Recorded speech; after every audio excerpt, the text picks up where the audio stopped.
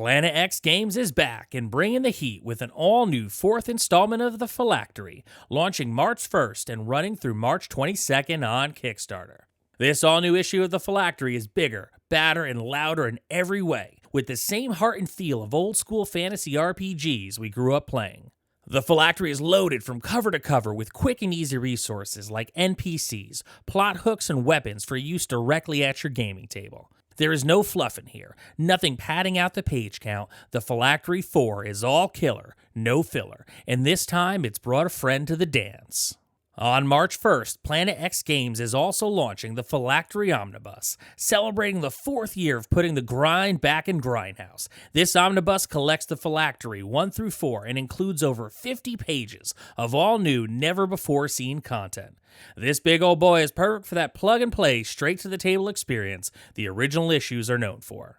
So if you're looking for a party that's all OSR all the time, Planet X has got you covered. Check out the Phylactery and the Phylactery Omnibus, running from March 1st to March 22nd on Kickstarter. This is the Vintage RPG Podcast, your source for the best in classic and contemporary RPGs. With your hosts, Hambone and Stu. Welcome to the Vintage RPG Podcast, coming at you again from the clubhouse hidden somewhere in the swamps of New Jersey. I'm John Hambone McGuire, and with me, as always, is the founder and publisher of Unwinnable. He's been known to travel through the pages of a book, Stu Horvath. many books. The Library of Carney. The secret library of Carney. It's weird. I keep trying to get rid of books, and I wind up with more. I don't understand it. It's like they're breeding. It's to the point of like in a horror movie where you have the cursed object, you try to get rid of it and it keeps coming back, except it's just piles and piles and piles of books. It's true. So at the end of the episode today, we are going to have a quick little indie RPG elevator pitch brought to you by our friends over at Exalted Funeral. We're going to be talking to Levi Combs from Planet X Games. But Stu, what are we actually talking about today? We're talking about Traveller. And I'm not just talking about, classic Traveller. We're going to talk about sort of all of 20th century Traveller, which there's a lot more Traveller than I realized, Hambone. I saw your picture that you posted the other day on the Discord, and I'm like, so this is basically like a Baskin Robbins level of flavors when it comes to Travelers. Yeah. So this fella, I've been buying his collection up bit by bit, George Heingartner. Hi, George. And the last time we talked, it was sort of like, well, how much do you want to, for the rest of it? So I was like, we worked it out. And basically he keeps sending me Traveller. Now that's not a bad thing. I like Traveller, but I just didn't know there was so much Traveller. It's just so much. I mean, the first episode we did on Traveller, I thought it was just the one book. You would think that. That's sort of why I wanted to do this as a topic, because I think that it's really easy to lose sight of how sprawling some of these games are and how much they change over time. We all have sort of internalized the D&D editions, but other games have similar kind of footprints. Traveller is particularly interesting, I think, because I'm sort of the mindset that RPGs were inevitable, that somebody would have done it if TSR hadn't. And I think Chaosium and Game Designers Workshop are the two candidates for that. If there was no D&D, they would have created role-playing games. They were really, GDW was really far on their way, I think, when they came out, when Dungeons & Dragons came out. So the original Traveller comes out in 1977. It's a little black box. It's got 3 booklets in it, just like D&D, digest-sized. And it's basically the thing about the original Traveller is that there's not much to it. It's very generic in terms of its sort of approach to 60s and 70s era science fiction. And the rules are really kind of simple and elegant, way different than anything else that's on the market in 1977, because everything else on the market is very much D&D rooted. So Traveller is strange because I think that it's really the first role-play game that doesn't feel like Dungeons & Dragons in some way. And it's strange too, because it feels a lot more in line with 21st century sort of independent games that are much more leaner and in terms of their systems and focused on just a couple of themes. And also it sort of has this interesting parallel with the OSR movement in that it feels just very stripped down and generic, that you could push it in any direction because there's no There's no real setting attached to it yet. Over time, they expand it with a bunch of different little books. The rules get more complex as those books come out as well. You get more and more options. So then in 1983, there's sort of like a 1.5 edition of Traveller that is, it's still recognizably the same system, but they basically take all of the expansions that came out over time and define both the Traveller universe and the more expansive and complex Traveller mechanics and put it all in one package. This is a full-size box set. It expanded in with 2 additional box sets, and then they kind of go through the live, republishing a lot of the old material in a fresh new coat of paint. But it's weird because now, when I first came to Traveller, I thought of it as a really complex, really simulation-ist kind of role-playing game. It's 83 when that happens. That is when you get the sort of classic but complicated Traveller.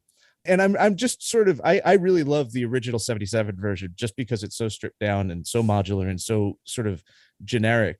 But this 83 version really kind of settles into the idea of its setting, in which like the Imperium is really established. The Spinward Marches are really fleshed out. It feels like an inhabited place because of the way it developed sort of organically over the previous 6 years. I think that it's interesting too that while there is a war going on in the Spinward Marches, the Imperium broadly is a place of peace and commerce. It's not like a war-torn, it's not necessarily a war-torn environment to role play in. And I think that's sort of an interesting kind of default that harkens back to like the 60s vision of science fiction that sort of is changed forevermore after Star Wars. Yeah, man, definitely a very big nail in the road Star Wars became to science fiction.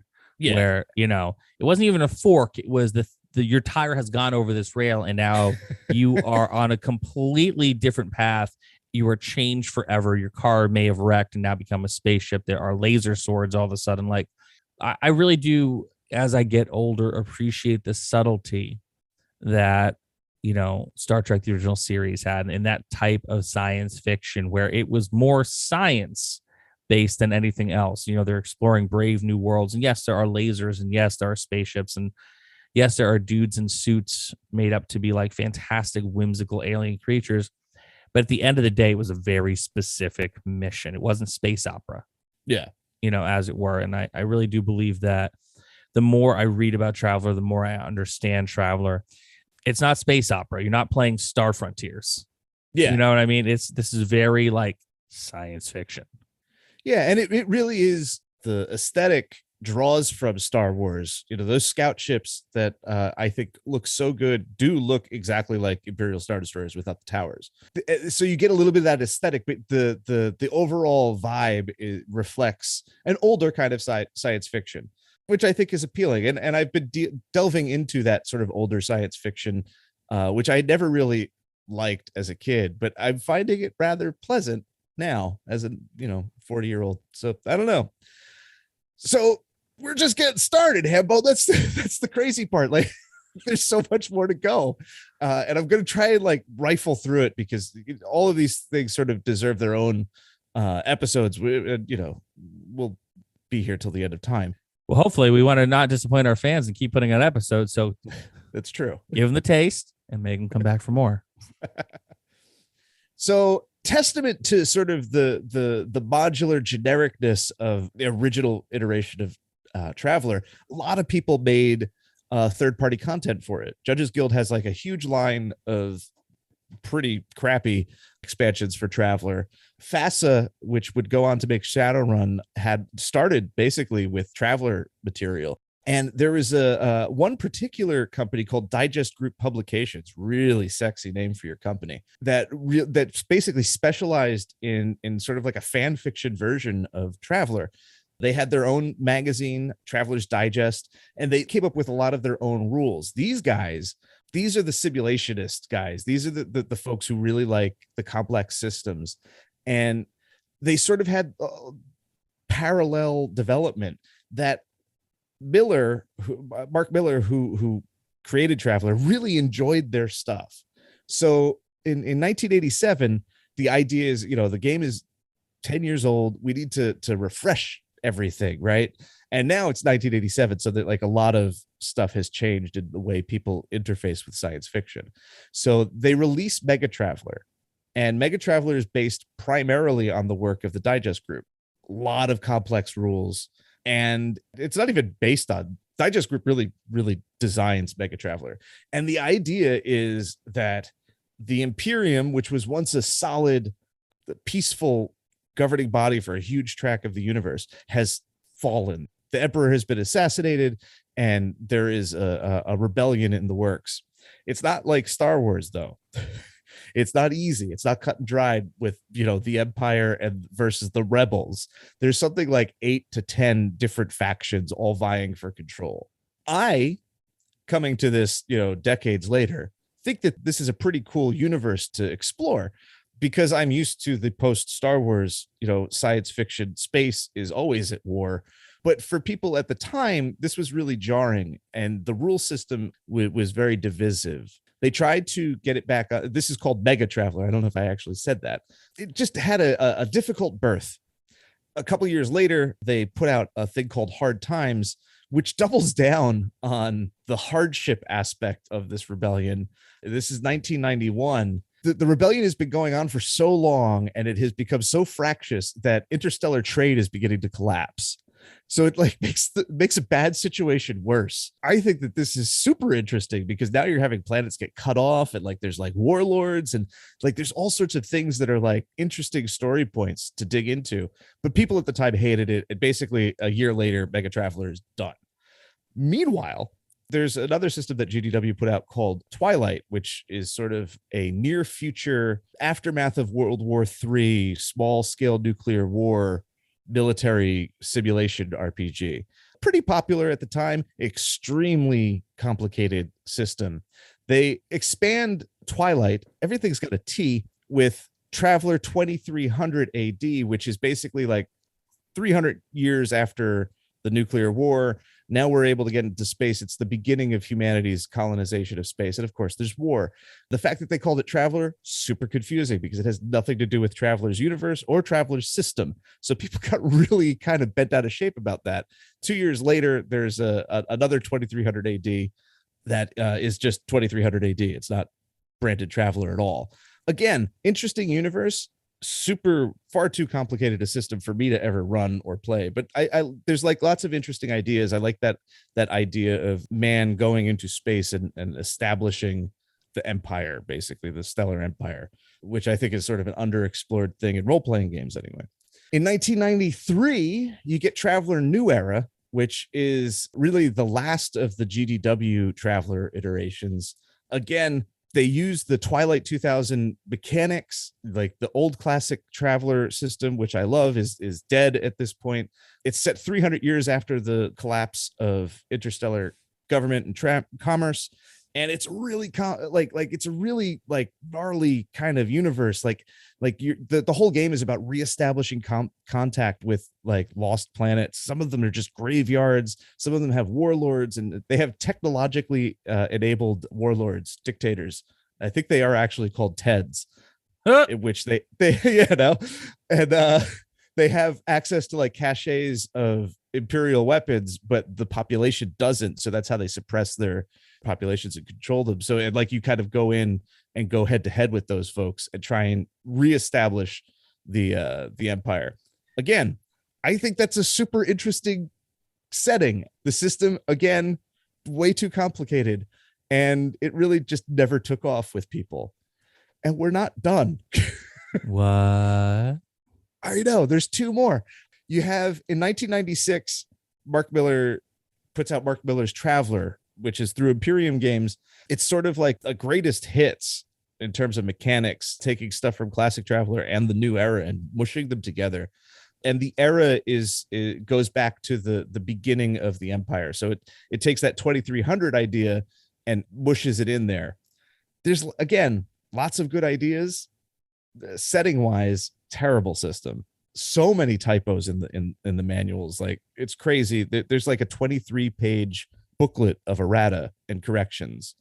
Like, huh? Like, how do you put out that many books and then have to like correct that much? And this is, most people refer to this as T4. It doesn't last it lasts for a couple years and is largely regarded as a failure. And then the last one that comes out in the 20th century is GURPS Traveller, which starts coming out in 1998. It uses GURPS that's modified so that it sort of reflects the classic Traveller experience. I think this works better than you think it would or should.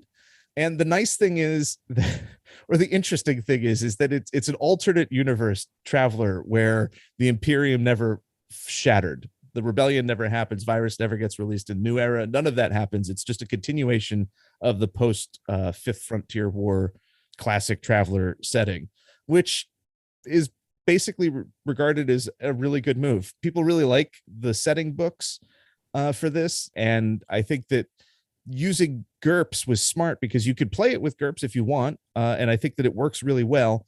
But the way GURPS doesn't like put its hooks into the setting the way that a lot of other role-playing games can. So you have the option of just buying the source books and applying that to your established Traveller game. And that's like a crazy amount of books. It's literally like I don't know, 5 feet of books. And I have so much of it. And it's just like this overwhelming amount of stuff that's mostly not regarded well that I now have that I think is super interesting. And it's just like it's like the opposite. Well, I guess it isn't really the opposite of D&D, because as soon as a new edition of D&D comes out, everybody craps on the old one, right? Yeah, it makes sense. You have miles of these books that nobody really like, that is out of fashion and uncool. And it's just interesting that played out again in Traveller. And there's more Traveller. There's 21st century Traveller in at least 3 or 4 flavors. I just don't know anything about it because I don't have any of those. I think there's a hero system version. I think that there was an independent one, like a D20 version. And Mongoose has a second edition there's also like OSR versions that have the serial numbers filed off. So there's like a huge universe of additional Traveller that I don't even have.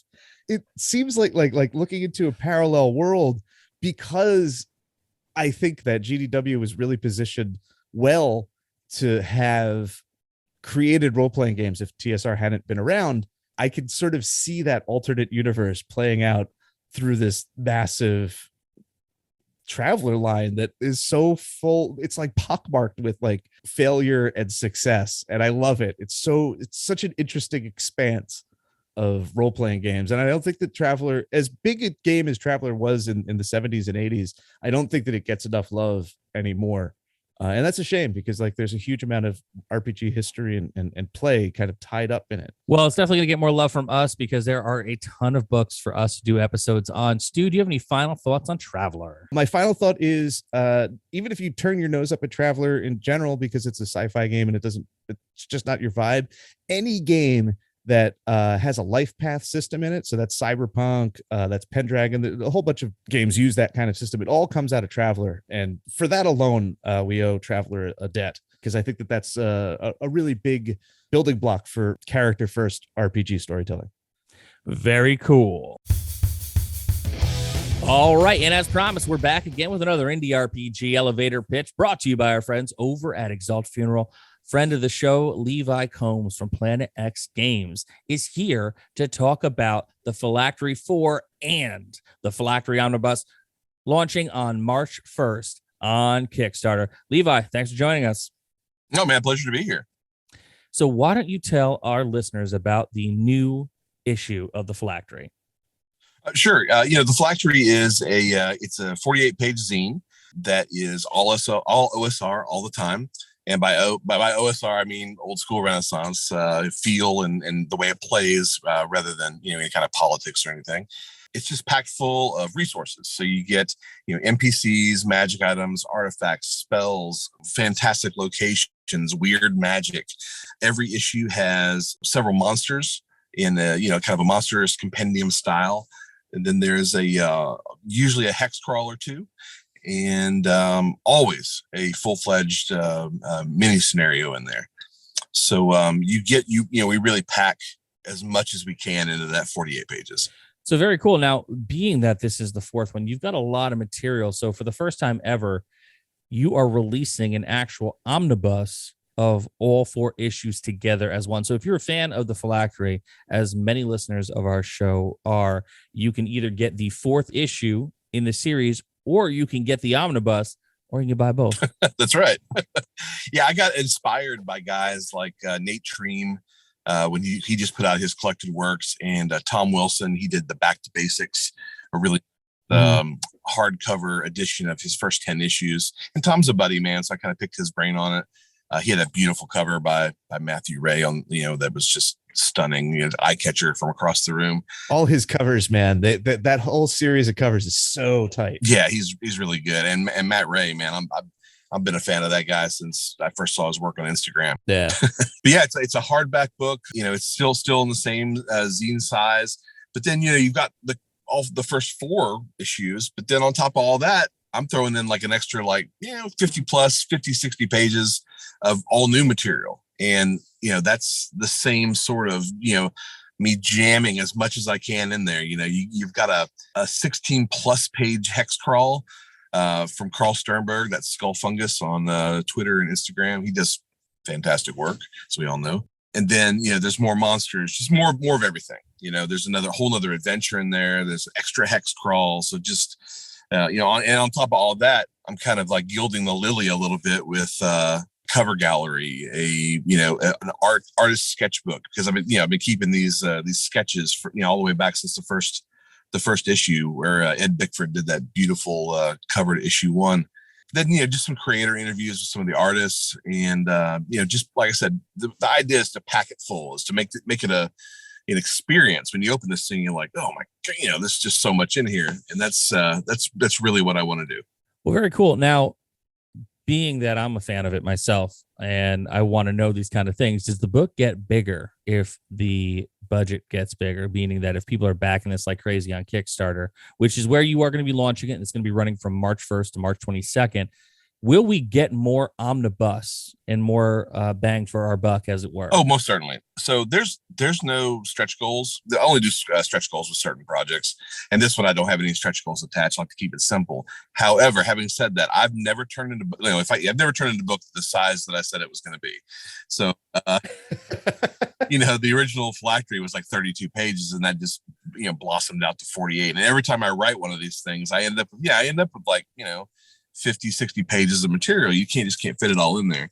So I have no doubt, right now it's sitting at, 250-ish pages. Last night I was kind of doing some calculations. Like, man, this thing could really blow out to 300. If this funds really, really well, this could be just a big old boy. Best of all, I love zines. As you know, I'm a fan of zines. We as Vintage RPG, Stu and I, we love zines. We also love having things sitting on the shelf looking nice and easily to grab and pull off and access. So the idea of an omnibus to me is very attractive because, I have zines. I actually went and I bought a zine stand from Staples so I could actually have zines easily accessible. But man, a big, beautiful book. I love it. I just end up piling all my zines in piles all over my bookshelves. So it's a big mess. I got boxes. I just like those banker boxes. I have 2 of them filled with zines. Gosh. It's ridiculous. I actually wish more creators that are really, really, really prolific would do this, where they would collect their kind of their collected works, a lot like Nate Treem did. Yeah. Because that book, from Exalted Funeral, is just gorgeous. I've gone through that thing probably a dozen times. Just, like I can remember getting pamphlet modules from him in the mail. Like he would just mail them to me. Nice to see them get kind of the deluxe treatment. It's good.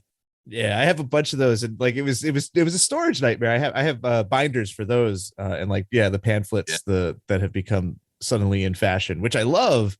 But yeah, like there needs to be like a move towards something more permanent, like a book for most of these things. Like Through Alton's Door really deserves a book. Like those are beautiful zines, but they could be also beautiful books. Oh yeah, I hope we see things like that in the future. Yeah, if he put out a Through Alton's Door hardback, I would be backer number 1 on the very first day, because I'm a huge fan of his work. Now, I have to take you to task a little bit here. Correct me if I'm wrong. The cover of the omnibus has it looks like a lich on the back of a manticore. Oh, that's the cover to issue 4. That's okay. So that's the cover, but the manticore has wings, Levi. How dare you come on this podcast and have a manticore with wings? No, that's that's a new monster that is in the Phylactery 4. So it is not technically a manticore. Oh, okay. All right. Well, we'll give you a pass then. It has some very manticore-ish properties, but it doesn't. It's not technically a manticore. All right, I can live with that. There are a few very strong points of contention that Stu has with RPGs, and one is manticores should never have wings. What's your beef with the Grell, Stu? No, there's no beef with the Grell, man. The Grell are the best monsters in Dungeons and Dragons. They should replace orcs. Everybody should be fighting Grell at first through third. Oh my level. God, I love. I have some strange notions. Yeah, but they should only be Russ Nicholson growls. Fair enough. All right, so Levi, this is awesome. We're pumped for you. This is coming to Kickstarter. Folks, when you listen to this episode tomorrow, I mean, you probably heard the ad in the front of the episode. Tomorrow, March 1st, it will be on Kickstarter, launching, running through the 22nd. Do you have any final thoughts on the Phylactery 4 and the Phylactery Omnibus? Listen, I mean, if you're familiar with the previous work, Phylactery 1 through 3, or any of my work, it's more of the same. Where this zine really shines, I think, is where you can take it to the table, and you can use stuff that's right on the page and put it right, use it right at the table at the drop of a hat, without having to convert anything, without having to try to figure anything out. Everything is divvied up into bite-sized portions. And you do get a lot of bang for your buck with these things. And I guess the only other thing that I would add is smash that notify me on launch button, because that really helps me to kick the algorithm's ass. Man, yeah, we hate algorithms here. We are no fans of the algorithm on any site and service. You're here. I just want to echo the Phylactery. The first issue, when I posted about it, it hit me as such a great toolkit. It just has a little bit of everything in it. That's sort of like the style of zine, the format that I don't see enough of. I see lots of like setting stuff. I see lots of like chart bound kind of like random table focused stuff, but like I don't have like a lot of zines that really are just like here's some monsters, here's a little bit of map, here's a little like just pieces that you could use and plug in. And I love that. Adam Voss has done a couple that I think work like that, and it's so good to have that kind of stuff on the shelf to add to your arsenal. And I think Phylactery does it really, really well. Yeah, I mean, if listen, we all have lives and children and wives and jobs, and I think if you've had a tough week, or if you've had a very busy week, sometimes you don't have time to prepare, and you've got 15 minutes before the game starts and you don't know what you're going to do. Well, that's when you pull out the Phylactery, or really any of the issues, because there's something in there you can use, whether or not it's a short adventure or a hex crawl, or just a few pages of plot hooks. Like issue 4 has this great section about rumors overheard in a tavern, and every single one of them is a plot hook that the DM or judge or whoever can just take and extrapolate off of. That not only was a lot of fun to write, but as I'm writing, I'm going, oh man, this, like, I'm getting ideas off my own material. Like I could extrapolate I could do a whole module on this idea, I don't know. I think that stuff is immensely helpful, and it echoes the kind of feel that I go for with like the old Arduin products and the Dragon Tree Press stuff. They were massively disorganized, but there were so many cool little nuggets in those books that you could take and extrapolate off of or use for your own. And I love that. Well, very cool, man. And we are looking forward to the Phylactery 4 and the Phylactery Omnibus dropping March 1st on Kickstarter and running through March 22nd. Levi, as always, it is killer to talk to you. And this has been another amazing episode of the Vintage RPG Podcast. Stu, where can the people find you? They can find me on Instagram at Vintage RPG, posting stuff like the Phylactery all the time. You can find me across social media at John McGuire RPG. I'm posting more because I have things to promote. You can buy my book, 3-2-1 Action Presents Rocket to Russia, right now in Exalted Funeral, where you were going to spend your money anyway. If you like the show, don't forget to rate, review, and subscribe, because your reviews really do help other listeners to find us. And if you really like the show, think about becoming a patron. Patreon.com/VintageRPG. We got early release episodes. We got a behind-the-scenes look at Stu's book, still tentatively titled Experience Points, and probably his next book, because he's already on his second. We have a behind-the-scenes look at 3-2-1 Action and the games I'm creating, and we've got so much more, even a killer Discord community we'd love for you to be a part of. Patreon.com/VintageRPG. So for Stu Horvath, I'm John Hambone McGuire. May the dice always roll in your favor.